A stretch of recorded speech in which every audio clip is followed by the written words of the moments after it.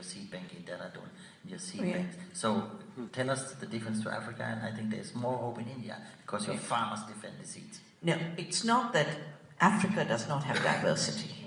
And the seed saving began with Ethiopia after the famine, and they created a whole different paradigm of the role of biodiversity in agriculture.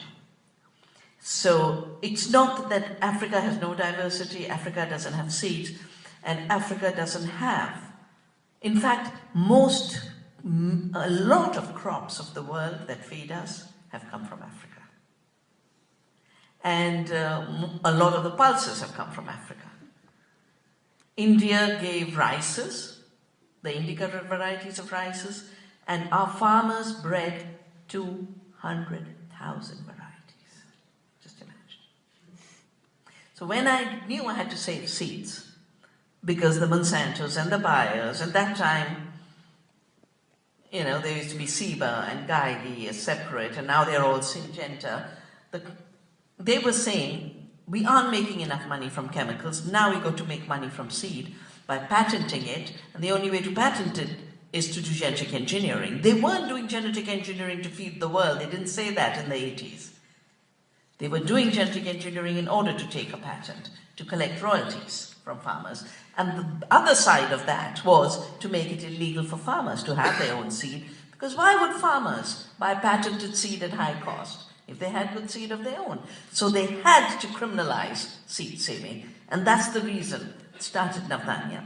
And we've saved 4,000 varieties of rice, but we haven't just saved the actual physical seed.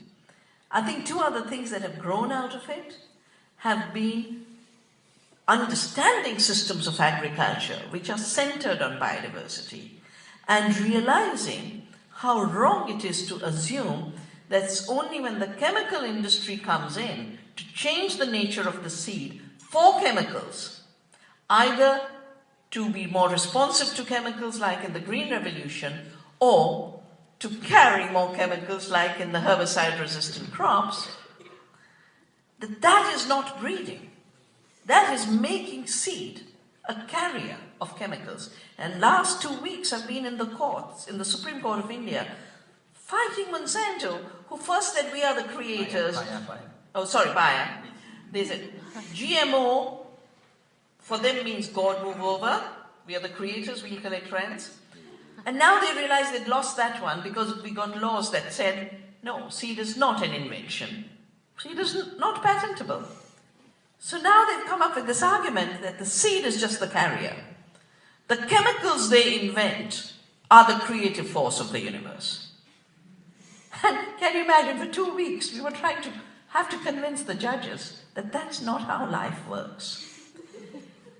The other thing we've learned a lot from Navdanya, the farm you saw, is seed by itself is evolutionary potential. And it's constantly adapting to new situations. It's not a static entity.